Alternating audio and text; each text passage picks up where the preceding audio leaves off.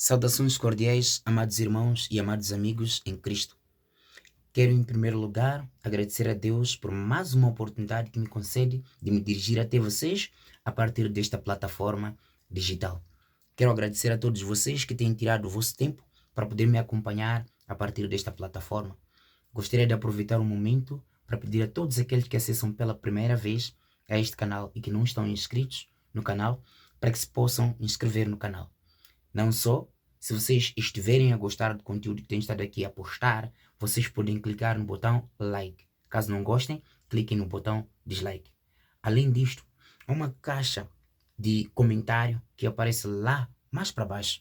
Vocês poderão colocar lá os vossos comentários. Se por acaso os conteúdos que nós estivermos aqui a apresentar forem de maior apreensão e desejarem fazer aqui algum debate, apresentar algumas questões, dar algumas sugestões e dar alguns acréscimos a respeito dos tópicos que estiverem a ser abordados aqui, vocês podem tomar a liberdade de assim fazê-lo.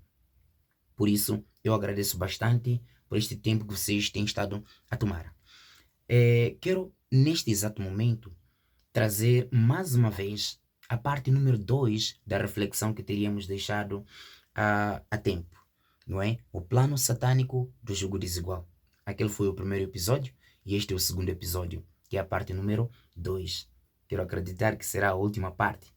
Porque o assunto do jugo desigual é um assunto muito delicado que afeta a Igreja de Deus, ou que afeta todas as religiões, se não a sociedade inteira. Porque o que constitui, ou que cria condições para que as pessoas se unam, ou para que se considere que esta união e de jugo desigual tem sido principalmente os ideais. Os ideais são os que são muito determinantes, os que determinam claramente que estas pessoas de facto estão a fazer parte num jugo desigual. Então, como filhos de Deus, é muito importante que a gente faça uma reflexão cabal e as informações que estarão a ser abordadas aqui ou apresentadas aqui, que não sejam meras informações, mas que sejam reflexões de facto que cada um vai poder tomar e praticar na sua vida cotidiana. Eu estou a me dirigir ao público jovem, público adulto e outros, não é? Então, é muito importante que possam prestar atenção para aquilo que vou aqui apresentar. Mais uma vez, vocês têm a caixa dos comentários ali, vocês podem tomar a dianteira e a liberdade de apresentar lá os vossos comentários. Pois bem, amados amigos, nós vamos avançar. O texto que eu vou apresentar é um dos textos que eu já havia apresentado no episódio anterior. O livro de 2 de Coríntios, capítulo 6, verso 14 até 18. Acompanhe-me na leitura. A Bíblia diz o seguinte: Não vos prendais a um jugo desigual com os infiéis, porque que sociedade tem a justiça com a injustiça? E que comunhão tem a luz com as trevas? E que concórdia há entre Cristo e Belial? Ou que parte tem o fiel com o infiel? E que consenso tem o templo de Deus com os ídolos? Porque vós sois o templo do Deus vivente, como Deus disse: Neles habitarei e entre eles andarei, e eu serei o seu Deus e eles serão o meu povo. Por isso sai do meio deles e apartai-vos, diz o Senhor, e não toqueis nada imundo. Eu vos receberei, eu serei para vós pai, e vós sereis para mim filhos e filhas, diz o Senhor Todo-Poderoso.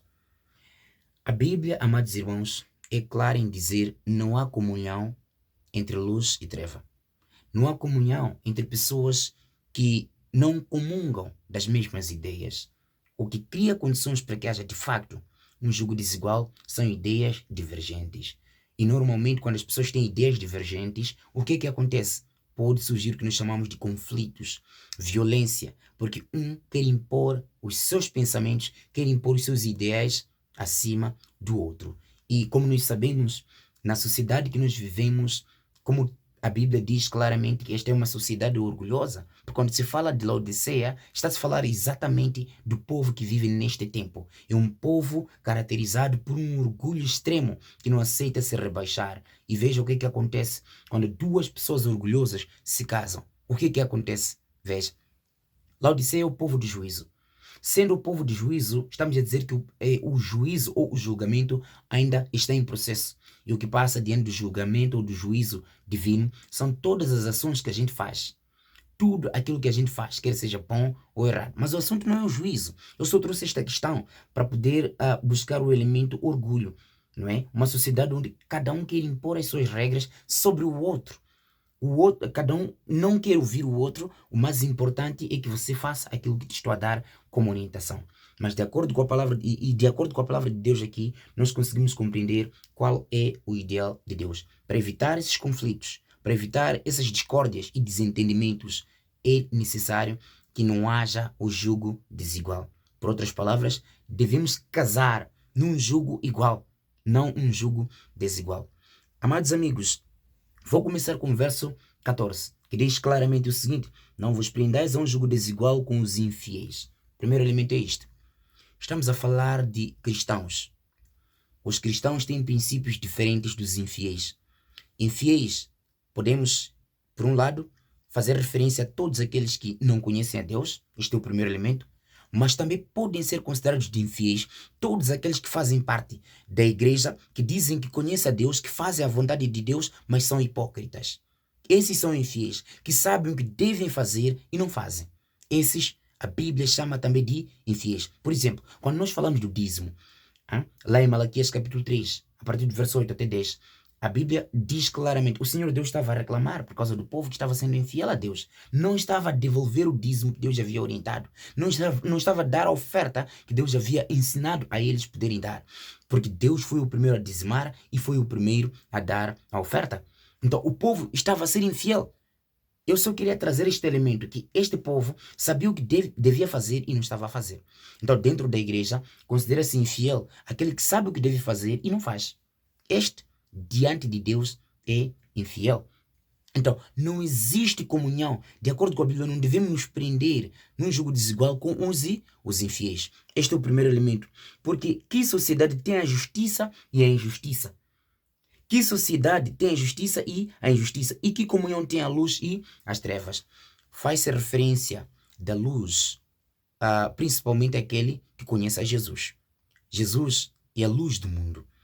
Jesus é a palavra de Deus. E o livro de Salmos 119, verso 105, diz o seguinte: lâmpada para os meus pés é a tua palavra e luz para o meu caminho. Então, não há sociedade entre uma pessoa que conhece a palavra de Deus e aquele que não conhece a palavra de Deus. Porque aquele que não conhece a palavra de Deus anda nas trevas, mas aquele que conhece a palavra de Deus anda na luz. E atenção, voltamos àquele elemento que nós dizíamos lá sobre os infiéis. São pessoas que sabem o que devem fazer, mas simplesmente não fazem. E Jesus chama estas pessoas de hipócritas. Lembram-se dos fariseus que viviam todo momento a atormentar a Jesus Cristo? Todo lado onde Jesus Cristo ia, eles estavam lá não para apoiar a causa de Cristo, mas para se opor às obras de Jesus Cristo. E no seio da igreja de Deus também existem pessoas assim, que exigem que as pessoas façam certas coisas que eles mesmos não fazem. Então não há sociedade entre pessoas que assim se portam. E que concórdia há entre Cristo e Belial? Cristo e Satanás? Ou que parte tem o fiel com o infiel? Não há concórdia. Um quer observar a lei de Deus e o outro não quer. Veja, entre o fiel e o infiel, um fiel pode não concordar com as obras da corrupção, mas o infiel acha normal corromper. Que sociedade haverá entre essas duas pessoas? Não haverá nenhuma sociedade. Deus quer habitar no nosso meio. E o nosso corpo é o templo do Espírito Santo. Para que o Espírito de Deus habite em nós, há necessidade que a gente viva de acordo com os seus princípios. Então, quando falamos de jugo desigual, esses são alguns assuntos que eu trouxe só para uma questão de contextualização, para nós percebermos o que na verdade o Senhor Deus pretende quando fala de jugo desigual. Amigos, como cristãos, é importante percebermos que como cristãos não devemos casar com os infiéis. Este é o primeiro elemento. Como cristãos, devemos casar entre cristãos. Peço-vos para que me compreendam e me entendam muito bem. Estou a falar em termos gerais, numa primeira instância. Como cristãos, devemos casar entre cristãos. Este é o primeiro elemento. O segundo elemento, cristãos, por mais que todos nós sejamos cristãos, nem todos os cristãos devem casar entre si. Estou a dizer o seguinte: dentre os cristãos nós temos católicos, temos adventistas, temos os pentecostais, temos as testemunhas e outros. veja que cada grupo de cristãos professa a sua fé. Cada grupo desses cristãos aqui possui a sua crença, certas orientações particulares que outros não têm. Então, entre eles também não devem casar. Estou a dizer o seguinte: um adventista casar com um católico. Não. Uma testemunha casar com um adventista. Não. Porque os princípios são diferentes. O adventista não come carne de porco. E a testemunha come. O católico come carne de porco. O adventista não come. Talvez alguns pentecostais também não comam. Conseguem perceber isto? Eu vou para o mais específico. Mesmo entre cristãos que professam a mesma fé, digo, dentre os adventistas, por exemplo, mesmo entre eles, não se case com qualquer um. Por isso a Bíblia diz que tem que pedir a Deus. Por quê? Nem todos que estão em Israel são de Israel. A Bíblia fala do trigo e joio. Significa que o joio está aí para sufocar o trigo. O trigo refere-se aos filhos de Deus, aqueles que andam de acordo com o princípio de Deus. O joio é aquele que se parece com o trigo, mas não tem nada a ver com o trigo, porque está aí simplesmente para sufocar o joio. Por isso Deus diz que temos que orar. Porque Ele que nos vai dar a mulher. Ele que vai conceder a você a mulher. Eu agradeço a Deus porque já sou casado, não é? Mas eu faço referência basicamente àqueles que ainda não casaram, que estão à espera de um dia casar. Então, você precisa de orar, porque mesmo dentro do mesmo sistema, o inimigo pode te dar aquilo que é a sua semente. Porque o inimigo quer géneros fiéis. E imagina, quando você casar mal, a pior coisa nesta vida é você casar mal. A pior coisa nesta vida é você casar mal. Até a escritora Ellen White aconselha no livro Carta aos Jovens Namorados que quando as pessoas estão unidas num relacionamento, se as coisas não andam bem, melhor romper antes de chegar ao casamento. Porque quando chegar um casamento, já não há espaço para romper. Por outras palavras, ela estava a dizer o seguinte: o casamento, Deus não autoriza divórcio. Porque duas pessoas, aquilo que nós temos ouvido na sociedade, que o fulano divorciou-se da fulana. Não houve divórcio. Ali só houve separação. Porque há momentos que às vezes podem se encontrar e conversar, às vezes tentar recordar os tempos passados, quando estavam juntos. Então não houve nada. Não houve de facto nada. Parece uma coisa pequenina, mas é muito importante prestar atenção e refletir em torno desta questão aqui. E o que eu estou a dizer não é que o jovem deva ir para uma moça experimentar e depois deixar ir para outra. Assim sucessivamente. Deus não aprova esse tipo de comportamento, esse tipo de conduta. O mais importante, antes de você mexer numa irmã, ora, peça a Deus. E outro conselho que eu poderia deixar aqui para nós, de acordo com a Bíblia, essa questão de nos prender a julgo desigual, nós precisamos de buscar casar no redil, no nosso recinto. Como eu disse, mesmo lá dentro, não são todas. Tem que orar para que Deus possa te conceder. E uma das coisas que eu gosto tanto, imaginem comigo, um muçulmano casar com um muçulmano. Não seria lindo? Um adventista do sétimo dia casar com adventista igual. Os dois têm os mesmos princípios, vão juntos ao culto, têm os mesmos princípios, educam os seus filhos com os mesmos princípios. Um católico casar também com um católico. Os dois vão para a missa, não é? Um carrega o terço e outro faz a oração de Ave Maria. Os dois vão, combinam e concordam nos princípios. Um espírita casar com uma espírita. Não seria bonito? Os dois têm os mesmos princípios. Um curandeiro casar com uma curandeira. Ou uma curandeira com um curandeiro. Vice-versa. Não acham que seriam bonitos? Se os dois têm os mesmos princípios. Um pega a galinha e o outro mata. Ou talvez um voa numa vassoura e o outro voa na peneira. Eu acho que seria lindo, sim. Seria muito bonito porque não nos criaria confusão na sociedade. Agora, Satanás, porque sabe que os adventistas de sétimo dia, os cristãos no geral, têm uma mensagem especial a dar para o mundo, ele cria condições para que os cristãos, já estou a falar no termo geral, casem com pessoas que não têm os mesmos princípios que os deles. Atualmente nós temos cristãos casando com muçulmanos, não é? Vai havendo problema. Temos atualmente cristãos casando com budistas. Isto cria transtornos. O plano do inimigo, quando nós fazemos assim, o inimigo fica feliz porque ele sabe que o plano dele está sendo bem sucedido. Temos as 3 mensagens angélicas que estão em Apocalipse capítulo 14, a partir do verso 6 até 12, a pregar ao mundo. Então, se estivermos num jugo desigual, dificulta o processo da pregação do evangelho que temos que levar para o mundo. Eu gostaria de convidar a todos vocês para refletirem nesta mensagem. Sansão chegou a morrer no templo de Dagon, porque estava unido num jugo desigual. Quantas vezes aquela mulher tentou descobrir o segredo da sua força para destruir a vida dele? E Sansão terminou do jeito que nos vimos. Quantas vezes os pais advertiram a Sansão que não devesse casar com aquelas mulheres de lá? Ele não quis ouvir os seus pais. Sansão nasceu sendo um nazireu. Um menino que nasceu exatamente igual a Jesus. Os pais orientaram. Será que no nosso seio, no nosso meio, não há mulheres para você casar? Sansão disse, não, eu quero aquilo que agradou os meus olhos, que era Dalila. E vejam qual foi o fim. Eu estou a falar com alguns jovens que se calhar se comportam assim dentro da igreja. Recebem conselhos dos pais mais velhos de que é aqui onde devemos casar e simplesmente dizem, na igreja não há moças para casar. Não há mulheres bonitas para casar dentro da igreja. Na igreja não há jovens para casar. Os jovens não prestam. Até já temos dentro da igreja moças que determinam dinheiro para os moços. Se você quer namorar comigo, você tem que me dar tanto mensalmente. Não, esse não é teu patrão.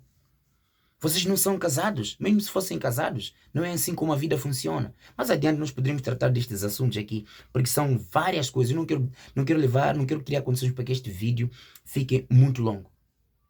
Então, como filhos de Deus, nós precisamos de voltar aos princípios, ouvir os conselhos dos mais velhos, os conselhos que os pastores têm dado, os conselhos que os anciãos dão, os conselhos que os líderes da igreja, que os líderes da igreja dão. É importante observar isto.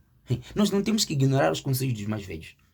Quando eles nos dizem alguma coisa, é porque eles sabem que aquela coisa que nos vai ajudar. Se nós não seguirmos e obedecermos aquela orientação, nós podemos ter um futuro desditoso, como o de Sansão. Sansão terminou mal. Terminou muito mal. Será que você gostaria de ter o fim como o de Sansão? Eu conheci uma jovem que várias vezes eu conversei com ela, dava a ela conselhos. Jugo desigual não, menina. Casa em Israel, não saia fora de Israel. E o rapaz mostrava-se bom jovem diante da menina, e a menina ficou encantada com aquele porte. O rapaz até vinha à igreja para convencer a menina. Quando atingiu o seu objetivo de engravidar a moça, e porque já estava garantido que aquela moça já era esposa dele, fazia tudo o que quisesse com a miúda. Espancava a miúda, proibia a miúda de ir à igreja. Numa das ocasiões, apareceu na igreja para dar o seu testemunho. Eu gostei da sinceridade da miúda. Eu acredito que ela pode ser alcançada com este vídeo. É uma miúda que cresceu exatamente na mesma zona. A jovem levantou-se dentro da igreja, com lágrimas nos olhos, e aconselhou aos outros jovens. Jovens, o meu conselho é, não caiam no jogo desigual. Eu estou nesta situação. Hoje tenho dificuldades de ir à igreja por causa de estar envolvido num jogo desigual. Por favor, não caiam nisto. A miúda foi sincera, porque ela percebeu que jogo desigual era um perigo. E você, jovem que me ouve, você não quer seguir os conselhos da Bíblia? Quer fazer o que o seu coração quer? Não caia no pecado da fronteira. Muitos em Israel não conseguiram entrar na terra prometida porque caíram com as mulheres moabitas. Não perca o seu por causa das mulheres gentias, por causa dos homens gentios, por causa daqueles que são infiéis, por causa dos que não professam a mesma fé contigo. É bom quando um adventista casa com adventista. Quando um muçulmano casa com muçulmano. Cada um casa dentro da sua religião e dentro da sua igreja. Isto é bom, porque nós aprendemos os mesmos princípios. A outra particularidade que eu gostaria de avançar aqui, esta já é direcionada a todas as jovens e todos os jovens que não são adventistas de sétimo dia. Escutem bem este conselho. Se aparecer um jovem adventista do sétimo dia ou uma jovem adventista do sétimo dia